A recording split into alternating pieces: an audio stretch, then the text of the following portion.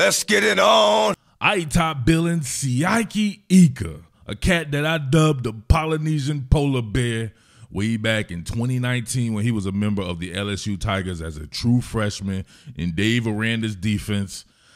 Hey, that boy was doing work in the spring game. I had to do something on that man. As a matter of fact, I will attach that spring game film study to the back end of this and show you exactly how he made his mark. And remember, 2019, LSU won the national championship that year, and they played some good defense at times.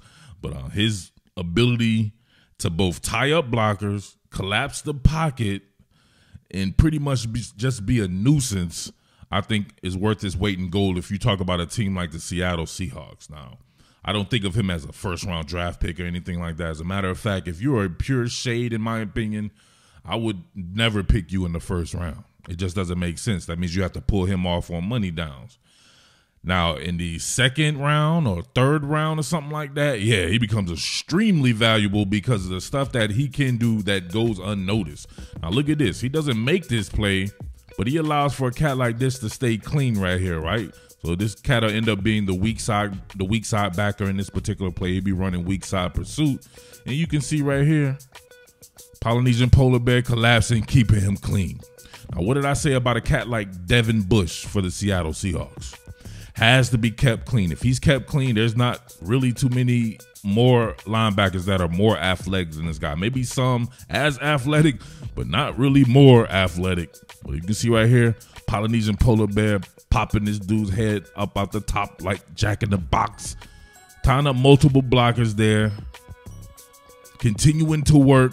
Right, they have to pay extra attention to him. Right, he's always a focal point in the run game, but it allows for a tackle to be made at or beyond the line of scrimmage or behind the line of scrimmage. Right, really impactful tackles. That's how you get good run defense, which Seattle didn't have, quite a few times this past season. So I want you to look at this right here. Despite not playing the tightest technique on this, meaning alignment, he's at a 3 technique. The tightest technique in this right here will be just 2-eye by this player right here. But look who still gets the bulk of the attention. So who makes this play right here, right? That's nasty. That's making the play without making the play. He's going head up with the guard, then gets assistance from the center right here. They're both worried about him. You have my man right here at the 2-eye. He's playing that B gap. And it allows for the linebacker right here to stay clean. Really nowhere for the running back to go. He's got that mental pressure on him. And you can see right here, he just runs up the back of the lineman right there. Pretty much magneted, right? There's a magnet block right there. And he's trying to just go anywhere he can, and there's nowhere to go. That's what having a solid guy who demands attention will get you. Now, this could have been a spectacular play. It ends up being a very bad play for him because he's a little bit cavalier on the tackle. But look at the initial shock he has to this man's system. Splakataya. Look at that. You talk about collapsing the pocket. Dude, right? They got him set up once again, right? This time he's at a 3 technique. Splakataya with the punch right here. My man right here, he air napping, right? So he air napping. He goes out, right? REM kicked in. That makes, right, the center, it makes the center, he goes out too. He blows a tire, and then Ika's all over the running back, a little bit too cavalier, and the running back bounces off of him. But, man, you can see the initial power here. Ooh, Jesus. He would have made that play, man. Ooh, man. Here he is on the nose. Sometimes you just have to be able to stay on your feet, man. Look at him anchoring, and then let other people do the job. It's called help defense. He's helping those defenders weak side just by being able to stay on his feet, anchor down, and not really get pushed off his spot. You started on the line right here.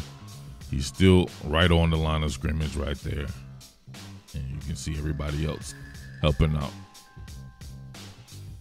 Definitely what Seattle needs, even if they draft a guy like Jalen Carter, they should still go and get themselves a young shade to complement that. That'll only make him better and everyone else around him as well. All right, here's the particulars. Man from Salt Lake City, Utah, 6'3", 335. So very good size there. I remember he used to be labeled at like 6'4", 360 or something like that when he was at LSU. So looks like he's in very good shape to be able to play and bounce between a shade and maybe a 2-eye or something like that there. All right, so when you look at his totals, right, his junior year or fourth year on campus, I believe, nothing's going to stand out to you, right? Just 10 solo tackles, 13 assists, 23 totals, tackles, no sacks or anything like that. But it goes beyond that, right? Like I said before, it's a selfless position. It's just one of those help defense positions that just does the dirty work and doesn't get the credit from fans who aren't necessarily in the know, if you get what I'm saying there. But hey, I think it will be a good pick. There are guys beyond him, like a Mazzie Smith at Michigan and these guys like that. No doubt about that. Those guys will work well too. But Ika is just one of these guys that I happen to have a little history with there, and I love that kid's game. So check this out, actually. I'm going to be bringing back that film study for you, all right? Boy, Mid-Atlantic Murph. But I'm also passionate about interior trench play along the defensive line of scrimmage, what I thought that LSU lacked last year, but now it's building some seriously great quality depth. And that man right here, Siaki Ika, this man absolutely showed out in the spring game for sure, man. I'm telling you, him with Tyler Shelvin out of one technique, a shade, it's going to be something to behold. Look at this, though, man. Look how athletic this guy is right here. Check this out right here. Now, look at this. Look and give you half a man. Look at it, half a man. This dude's giving you half a man. So even at half a man, it's still probably like 350 pounds he's giving you right there. Look at the dexterity and the agility. Look at that. He leans and absorbs the contact, arm over. Now look at him. Dancing bear in your sights. Look at this. My man Miles Brennan was like, F that. I'm getting I'm getting the heck on. Even though it was two-hand touch. See, what I like about Ika is you don't necessarily have to take him off the field on money downs, right? I think he can pressure the quarterback as well as get after it in the run game, right? So check this out right here. Who does this from a one technique right here? Look, my man shoot off the ball. Look how fast he shoots off the ball. Look at his first step. Look where he's at, and everybody else is still there. That's unique. That's extremely unique from a shade, right? Now look at him. Get into a couple of people, top a couple of blockers, but man, he's not there to just type a couple of blockers. He's getting after the passer. My man hits a spin move and uncovers. Look at that. He's having to get held to stop from two-hand touching Miles Brennan and knocking his shoulder pads off. This is crazy, crazy. One more game right here. Now imagine this, Tyler Shelvin and him, but he allows Braden Fiocco and Rashard Lawrence and these guys to play maybe more of 3 and 5 techniques like that and really get after the passer right there. But he can also get after the passer. I think LSU's defensive front is going to be old school LSU, man. That LSU front that we're used to. But tell me that ain't something sick right there from a shade. Spin on him, spin cycle. All right, so check this one out right here. It doesn't necessarily make the play, and this play is already in progress, so I apologize about that. But it doesn't make the play, but look at him knife the gap right here and really affect the ball carrier. So you see his get off, right? His get off is nasty, and his stick-to-itiveness is crazy, and his want-to. Look at that.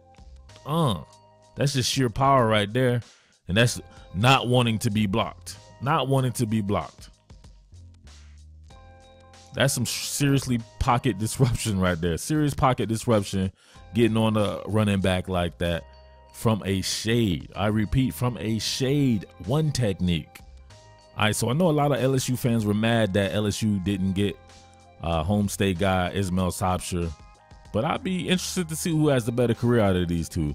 This guy is a known hard worker who actually absolutely gets after it, and I haven't really heard the same about Sobcher, man. He needs to be pushed, but this guy's highly motivated and highly dependable. Now check this out right here. He's getting after the run. Now, what do? What I always tell you right here, if you've been watching the channel, always be first, right?